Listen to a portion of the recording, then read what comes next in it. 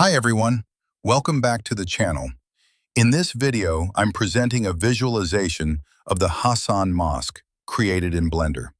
This is not a step-by-step tutorial, but a short demo to showcase the modeling and overall reconstruction. The Hassan Mosque, located in Rabat, Morocco, was commissioned in 1195 by the Almohad ruler Sultan Yaqub al-Mansur. It was part of an ambitious imperial project intended to become the largest mosque in the Islamic world at the time, capable of accommodating up to 20,000 worshippers. Construction was halted after the Sultan's death in 1199, and the mosque was never completed. The most prominent surviving element is the Hassan Tower, the unfinished minaret that was originally planned to reach about 80 meters in height, but today stands at around 44 meters.